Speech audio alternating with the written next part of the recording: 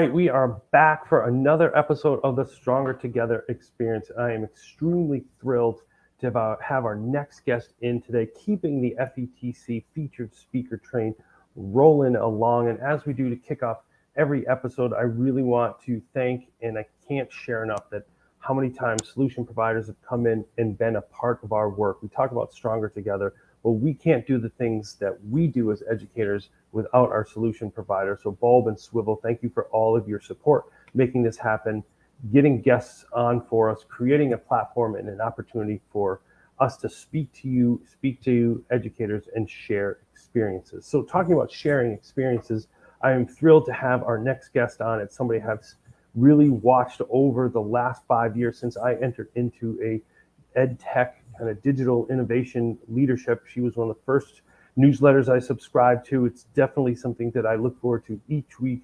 Check out all of her ed tech tips, and somebody I have learned a lot from and got to know over the years, and been just impressed with her work that she does outside of the classroom. And she is definitely someone who I look to when I get really annoyed when people are like, oh, only educators are in schools. Well, this educator is not necessarily based in school, but her impact is unmatched when it comes to supporting teachers, supporting the field. And I want to welcome in Dr. Monica Burns to the Stronger Together experience. Oh, thank you so much for having me today. Well, so you said you had a busy August. What have you been up to? Yeah, so this summer has been a lot of fun working with schools, spending time with teachers, thinking about kicking off the school year that we're now in right now. Right. So this summer, I had a chance to make a couple trips to Texas after ISTE. I had the chance to work with schools in New York. It's just been a really fun opportunity to connect with educators in Virginia. I had to stop there too this Awesome. summer. So a really great way to kind of kick off the back to school season. Wonderful. So no, you talk about back to school, and you just wrote a recent blog about going back to school and ed tech tips for starting the first week of school. And we might not be in the first week of school, but for some of us here in Massachusetts, we're only in the second week of school, and some are in the earlier stages. So talking about Monica's blog, her website's down below. Make sure to check that out. But all of the work that she's talking about is on there, newsletters and some great resources. But that blog that you had shared, I had a chance to read about using ed tech to start the year. What would you say to educators that where you should start? Yeah, well, when it comes to kicking off the school year and thinking about anything, right, we think about ways to bring students in where we can build routines, get to know each other, right? All those things that we think about with or without digital tools. And so this particular article, and I did kind of a podcast spin of it on my Oh, Easy I like Ed it. podcast too. So there's like an audio version of that as well.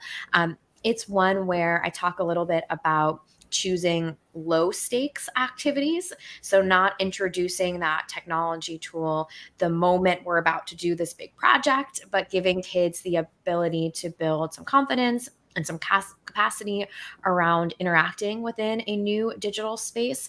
Maybe it's an all about me activity.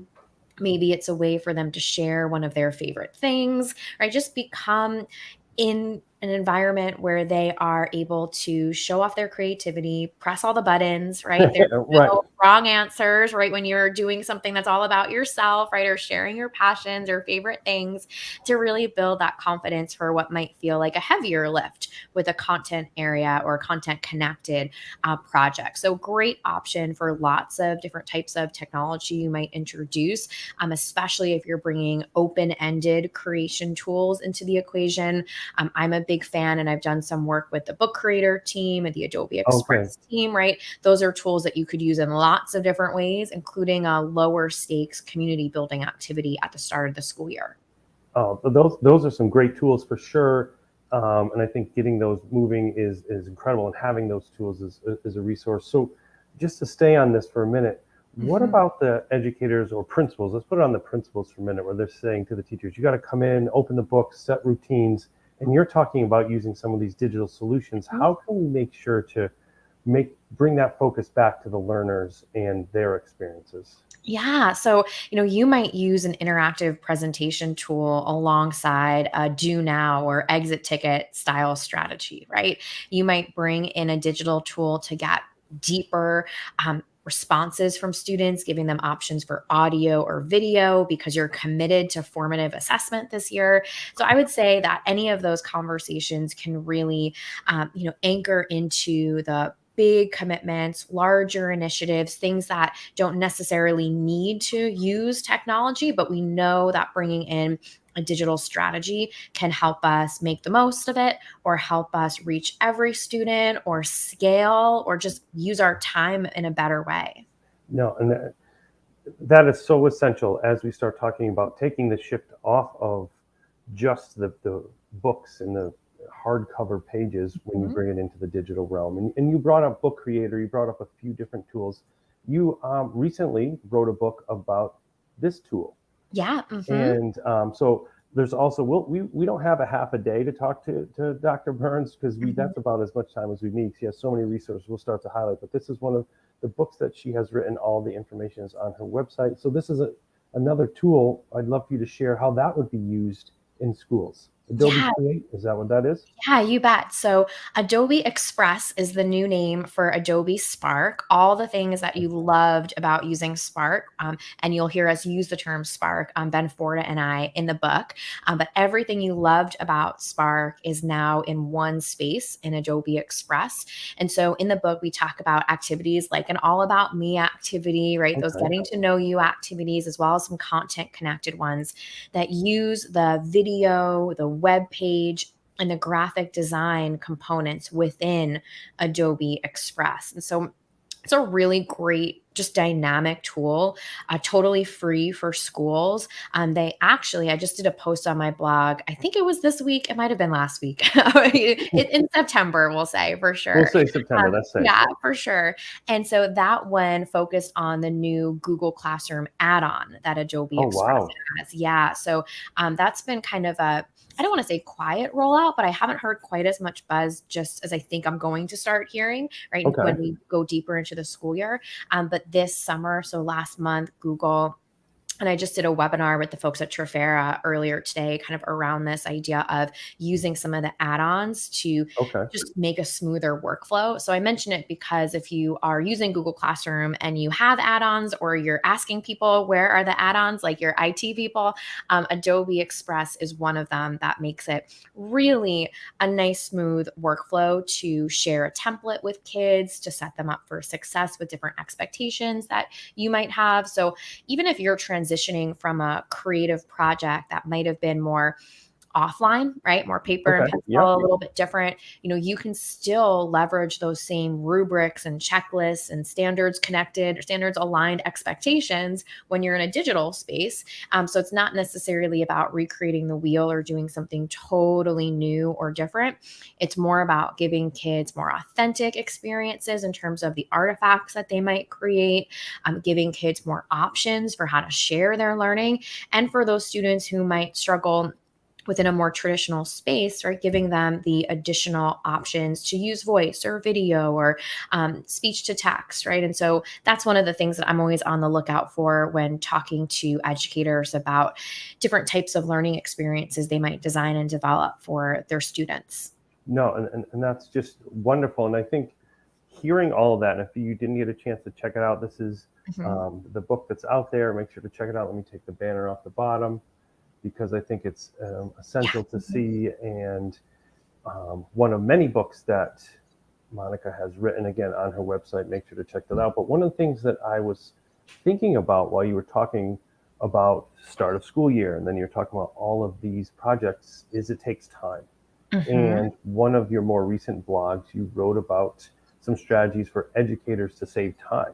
So, all of these great resources that we talked about in the first 10 minutes, I also want to talk about how you would recommend teachers be efficient with their own time so they don't get frazzled and be like, I don't want to do this anymore. I'm going Mhm. back to the worksheets. Yeah. So I don't choose a word of the year every year. I don't know if I'm going to for 2023, but the beginning of this year, I definitely felt called to choose the word optimize as my Okay.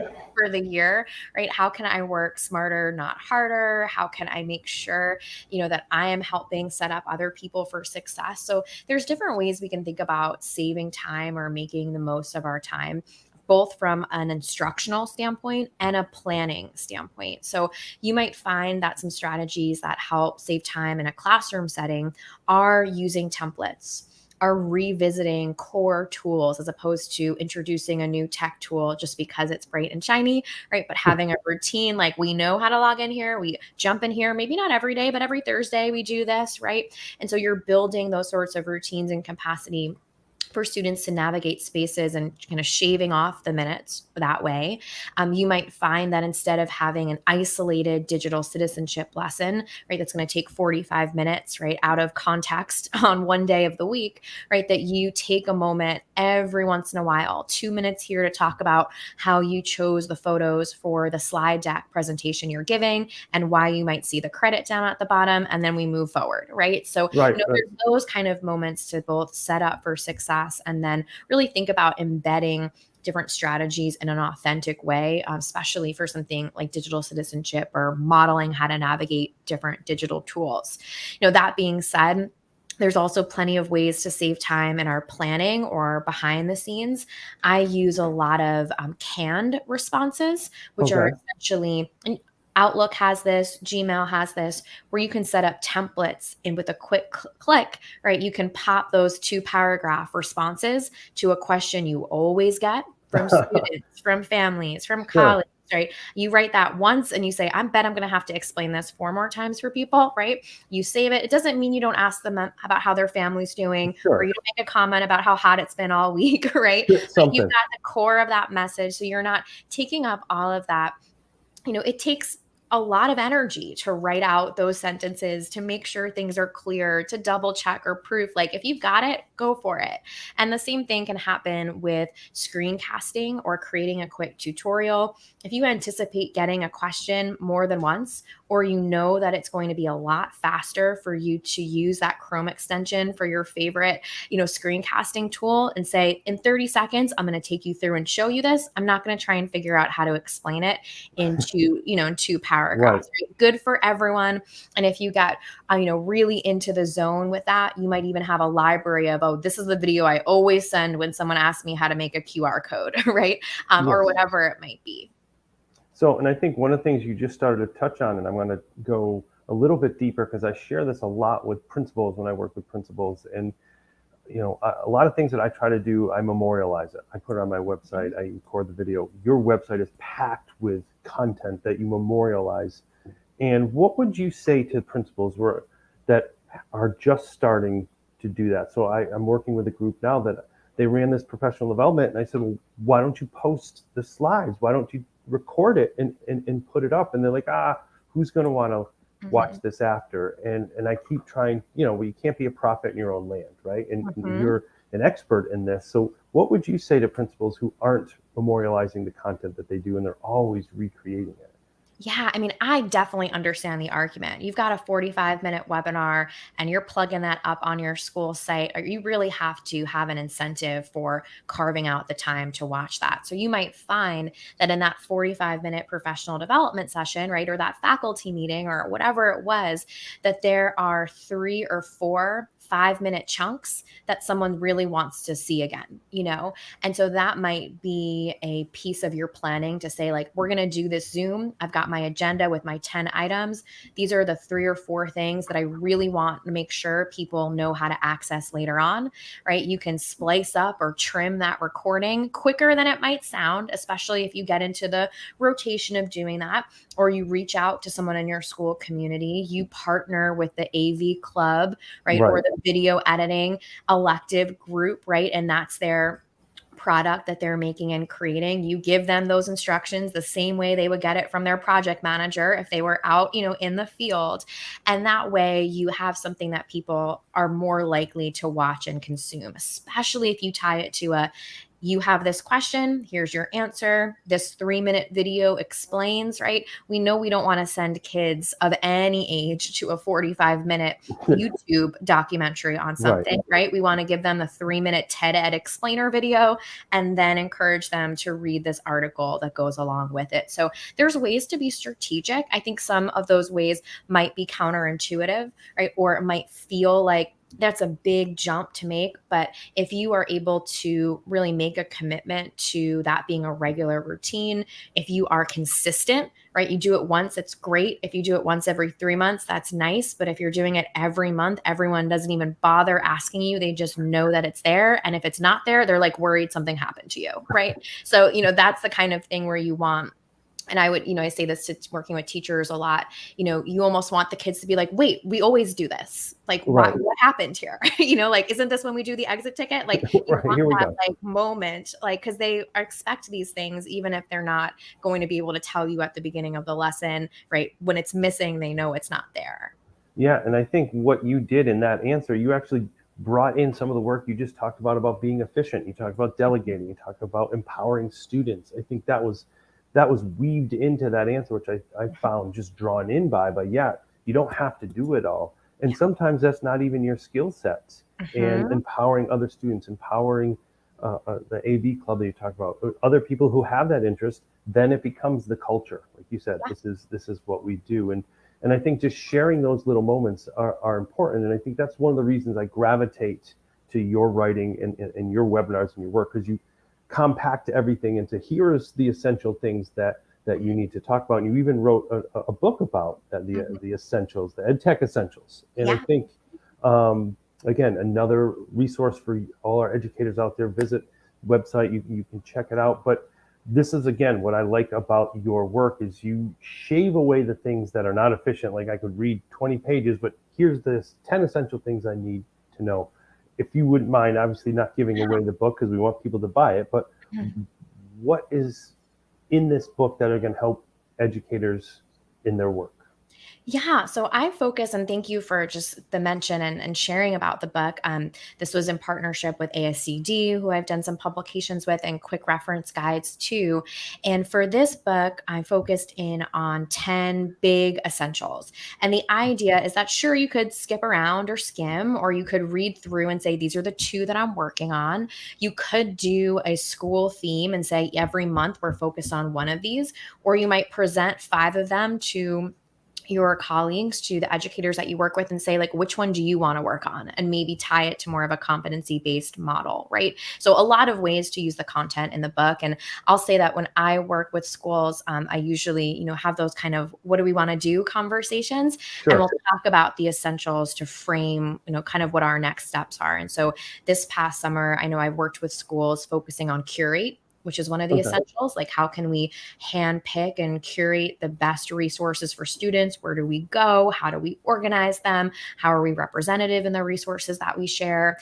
Or we'll focus on assess, which when I talk about it is more around formative assessment. So what are we doing to check for understanding? How can we build routines around this and leverage different tools, or I should say features of tools like audio or voice or video?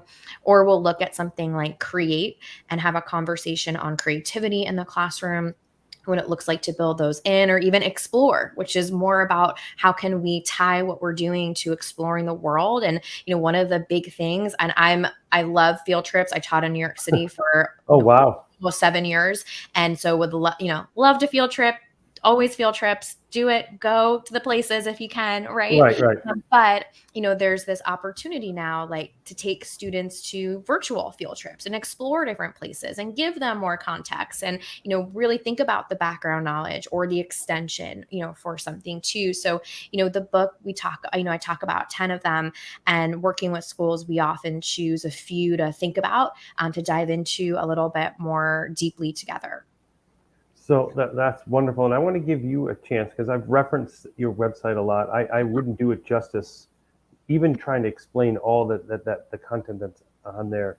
Again, the address is below. Check it out. But for a new visitor, what Yeah. could they expect when they visit your website besides amazing pictures and resources? And what's going to draw folks to your website?